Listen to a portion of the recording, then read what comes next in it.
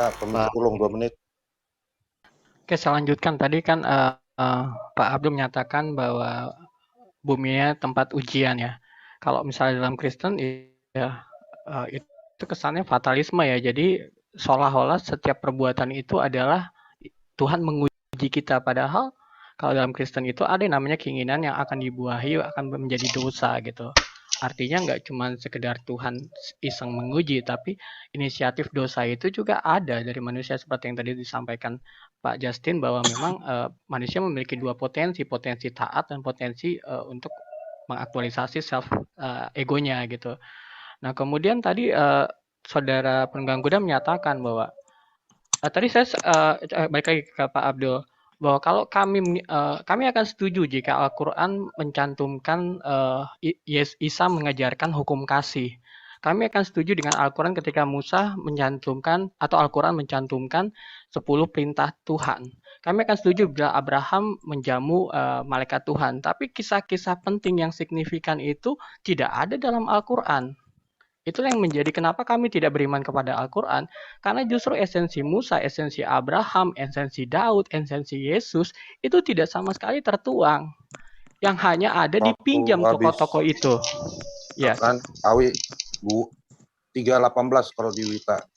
Oke, terima kasih. Saya duluan Pak Amir. Menarik tadi pernyataan dari Pak Justin. Setan pun tahu kalau Tuhan itu, Allah itu monoteisme. Benar.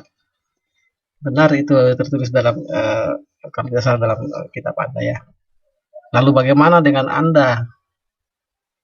Posisinya? Apakah Anda posisinya itu lebih di atas atau lebih di bawah daripada setan? Apakah Anda di monoteisme? Itu saja dulu ya.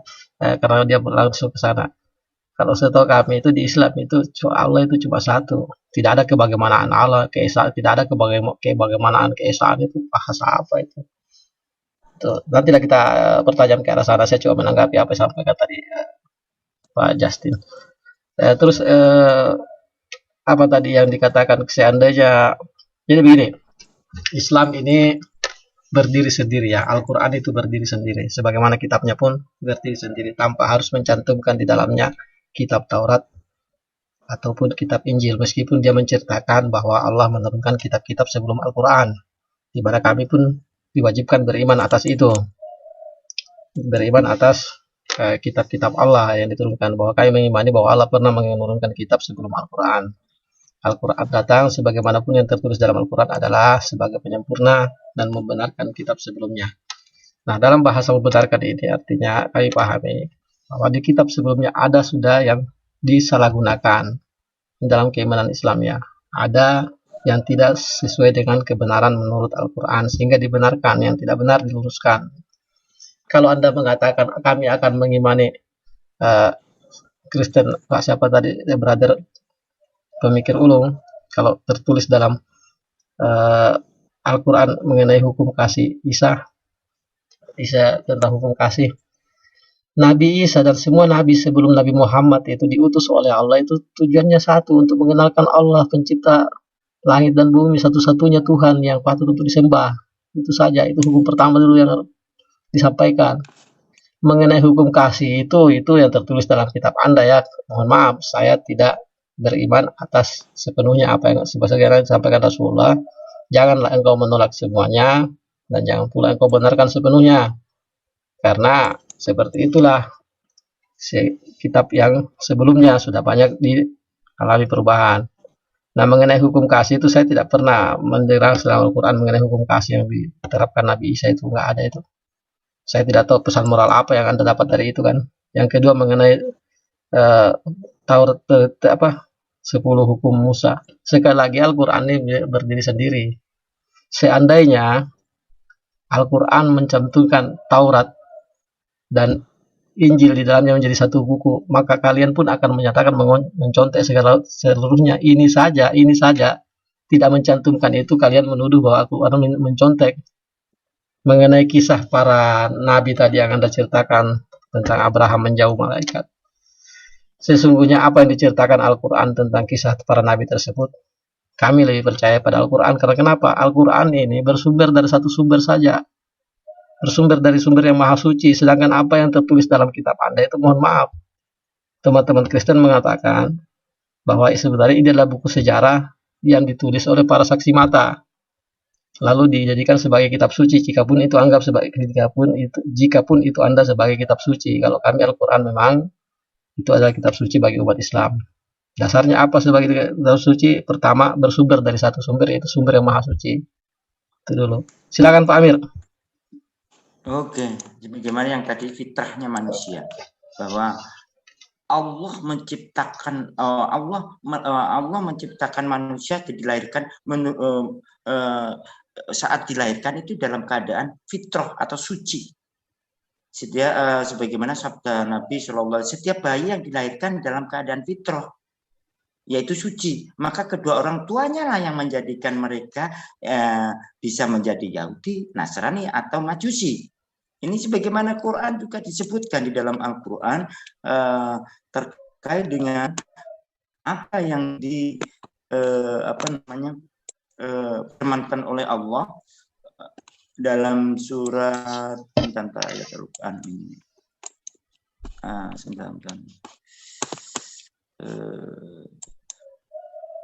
Waktu habis Pak Amir.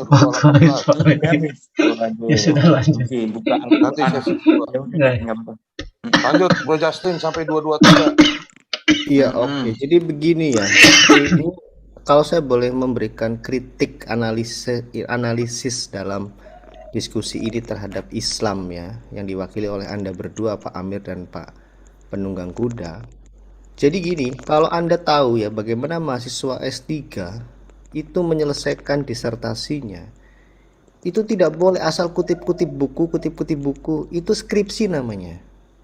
Tapi mereka harus punya kemampuan menganalisa, memberikan hipotesa. Bukan hipotesa lagi, bahkan sifatnya sudah berdasarkan data-data empiris. Kalau kitab suci Anda itu pada posisi tadi menurut saya skripsi, ngutip-ngutip saja. Yang dibawa monoteisme, jualannya monoteisme. Maaf. Kalau kekristenan tidak, perjanjian baru adalah disertasi itu. Bagaimana Yesus Kristus dan para rasul punya kemandirian menjelaskan makna kitab suci. Tidak terus menegasikannya. Oh, itu ada yang dikurangi, ada yang di ini. Tidak. Gentleman. Mengapa? Karena pewahyuan Tuhan selalu inline dengan sejarah. Catat itu. Tapi saya tidak mau bahas kitab suci.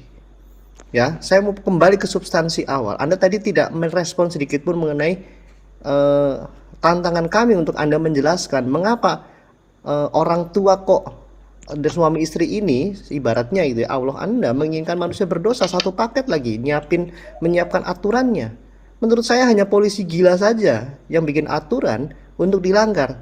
Ini peraturan, di bawahnya silakan dilanggar. Penjaranya saya siapin. Alhamdulillah, nggak kayak gitu dong. Nah, jadi kembali fokus ke penciptaan. Kalian tidak bisa menjelaskan penciptaan. Nggak bisa. Bahkan setan pun mendapat pengampunan, di tempat kami tidak. Jadi ini ajaran dari mana? Ya, maka manusia tidak diciptakan dengan natur berdosa. Kita seharusnya mendukung ajaran Kristen yang memang menempatkan manusia pada posisi yang sangat luhur.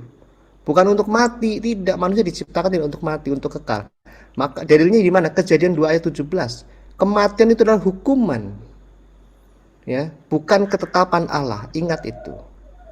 Nah, ada banyak yang harus ditanggapi, tetapi intinya di sini saya belum melihat kekuatan Islam dalam menjelaskan tujuan penciptaan. Karena dari tujuan penciptaan ini akan terlihat sifat Tuhanmu yang sesungguhnya. Makanya di dalam Quran pun tidak disebutkan Allah Maha Kasih, Allah kasih, tetapi Al-Wadud, Allah yang tercinta. Allah yang mencintai mana? Allah yang tercinta adanya. Jadi seperti itu dari saya. Silakan Bapak pemikir ulung. Oke, tadi agak absurd ya ketika Musa eksistensinya ada karena suaranya bisa agak keras, kecil sekali suaranya. Oke, saya ulangin. Agak absurd tadi Penunggang Kuda menyatakan bahwa tidak perlu ada 10 hukum Taurat, padahal eksistensi Musa itu tergantung dengan 10 hukum Taurat. Tidak perlu ada hukum kasih ataupun hukum berbahagia khotbah di Bukit Yesus, padahal eksistensi Yesus pada saat itu, manifestasi dari eksistensi Yesus yang paling substansial ada di situ. Tapi kenapa tinggal mencomot tokoh-tokoh itu terus kemudian memfigurkan satu figur, sementara kisah-kisah eksistensi substansial manifestasinya itu dilupakan. Ketika dibilang, oh itu kita bukan buku biografi, itu bukan soal biografi, tapi esensi. Kalau esensi itu salah, silahkan dikoreksi. Tapi ketika esensi itu lenyap, artinya makna keberadaan dari tokoh-tokoh itu cuma sekedar nyatut nama. Karena eksistensi itu tidak bisa eksis bila mana manifestasi dari esensi substansi yang diajarkannya, yang dihidupinya itu tidak ada. Makanya ini tidak, kalau secara logika ya enggak, logika curang namanya gitu. Orangnya namanya dicatut, tapi eksistensi keberadaan dia mengenai secara historik dan empirik itu bisa dibuktikan gitu. Itu dikosongkan gitu. Nah, kemudian bagaimana Anda bisa menilai bahwa Tuhan yang benar itu adalah Tuhan yang hanya memberikan agama. Sementara Tuhan yang memberikan dirinya Anda tolak. Gitu. Nah, bagaimana bisa dikomparasikan Tuhan yang menyediakan dirinya sendiri untuk merendahkan dirinya sendiri serendah-rendahnya itu sebagai bentuk manifestasi kasihnya Anda tolak, sementara Tuhan yang hanya menyodorkan agama itu Anda terima. Waktu habis. Oke. Brother. Sebentar Pak Amir, saya 2 menit menanggapi apa dikatakan Bro Justin tadi. Jangan sampai dibilang kita tidak menjawab. Mengenai analogi yang dia bawakan itu kan analogi suami istri. Ya, pertama analogi itu tertolak oleh kami. Kalau begitu cara bahasanya, karena Tuhan kami cuma satu, tidak 2 atau 3. Ya. Yang kedua mengatakan aturan begini. Sekali lagi kita sampaikan, apa sih tujuannya Allah menciptakan manusia di muka bumi ini? Sudah jelaskan dari Al-Quran tadi, sebelum diciptakannya Allah sudah mengatakan hendak menjadikan khalifah di muka bumi, manusia sebagai khalifah. Yang kedua, apa tujuannya adalah untuk beribadah kepadanya. Mengenai surga dan neraka itu semua makhluk Allah, itu ciptaan Allah, disiapkan memang. Karena Allah sudah tahu bahwa akan ada yang akan melanggar daripada peraturan itu. Nah begitu juga kalau Anda bawa ke logika hukum di Indonesia, di dunia manapun, serasa semua negara menyiapkan penjara. Serasa semua negara itu sudah menyiapkan penjara, karena sudah tahu juga pemerintah itu ini pasti ada yang melanggar. Tidak semua manusia itu satu pikiran, satu jalan. Nah, Allah itu maha tahu, sehingga sudah disiapkan. Sungguh Allah maha tahu dari segala firman-Nya ya. Saya mau menjelaskan secara apapun di dalam Al-Quran pasti Anda tidak akan percaya juga. Sebegini ke brother pemikir ulung. Nah, ini kita sudah masuk ke dalam konteks yang mengatakan bahwa Allah yang menurunkan suatu aturan atau ajaran. Agama itu kan aturan, ajaran dan aturan. Tuhan yang menurunkan aturan dan ajaran Anda tidak terima, sedangkan Tuhan yang datang merendahkan dirinya. Pertanyaannya begini, brother. Di kisah-kisah para nabi sebelumnya, sebelum Nabi Isa atau sebelum Anda yakini itu Yesus, adakah hal yang mengajarkan demikian? Pernahkah nabi-nabi sebelum Yesus itu datang, yang kemudian diceritakan dia adalah manifestasi daripada Tuhan itu sendiri? Pernahkah sebelum-sebelumnya itu mengatakan demikian atau menerima hal yang sama? Kalau memang Tuhan itu harus turun sebagai manusia, kenapa tidak dari awal? Di mana keadilan Tuhan kalau begitu? Kalau kita merujuk ke situ ya, coba dipikirkan di situ. Kenapa harus pada zamannya si Yesus ini? Lalu nabi-nabi sebelumnya, makhluk manusia sebelumnya bagaimana dong? Saya rasa logika saya tanamkan di situ saja. Ya mungkin Pak Amir tadi ada yang mau disampaikan di awal. Silakan Pak Amir. Lanjutkan dulu. Ya, itu terkait dengan apa yang dinarasikan oleh Bang Edu tadi, terkait dengan apakah manusia diciptakan hanya untuk disediakan surga. Nah, ini memang Allah Maha Pencipta. Pastinya Allah punya kehendak. Kehendaknya apa? Yaitu yang itu tadi. Wa ma khalaqtul jinna wal insa illa liya'budun. Jadi Allah menciptakan manusia dan jin itu hanya untuk beribadah kepada Allah. Hasilnya apa? Ya bagaimana hutut-hututnya Allah, perintahnya Allah tadi.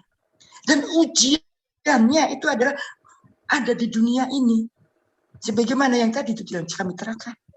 Gimana? Hukum yang logik bahwa punishment apa semua itu ada di situ sebagaimana yang diperintahkan oleh Allah. oleh Allah. Barang siapa taat Allah dan Rasulnya, pasti Allah menyediakan.